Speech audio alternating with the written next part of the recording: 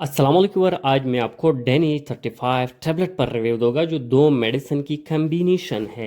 एक ethanol estradiol है, दूसरा सेप्टोटरीन है। ये दोनों हार्मोनल मेडिसिन हैं जो हार्मोनल इम्बैलेंस को ठीक करने के लिए दिया जाता है। स्पेशली जब ख़वातीन में हार्मोन इम्बैलेंस होती है तो मुख्तलिफ मसाइल पैदा होती है, जैसा कि एक्ने आना, चेहरे पर दाने आना, चेहरे पर बाल आना, वज़न बढ़ना और फेरट की डिस्टर्बेंस पैदा होती है। ख़वातीन में स्पेशली यंग लड़कियों में ये मसाइल पैदा होती है जब हार्मोनल इम्बैलेंस होती है।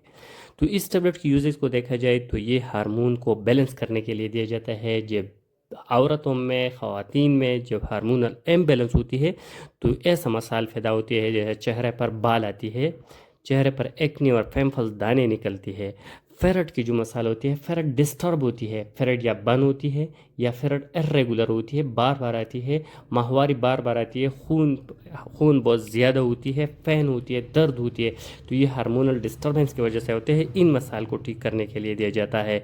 साथ ही पॉलीसिस्टिक ओवरी सिंड्रोम में भी दिया जाता है, जैसे कि बच्चेदाने में छोटे छोटे रसौली बन जाती है।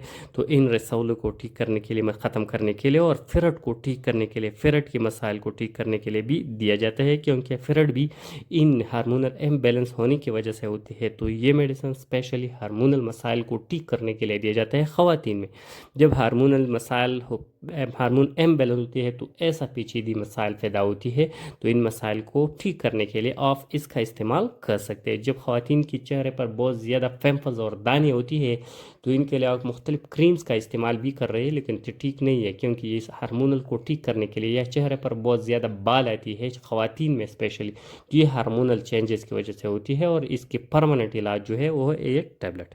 इस मेडिसिन की इस्तेमाल थोड़ा बहुत साइड इफेक्ट भी हो सकते हैं, जैसे नाजिया, वॉमिटिंग, डायरिया और ब्रेस्ट पेन भी हो सकती है, वज़न भी कम कर सकते हैं, ड्राई माउथ और सर में दर्द भी पैदा कर सकते हैं, लेकिन रेयर केसेस में इतना ज़्यादा नहीं।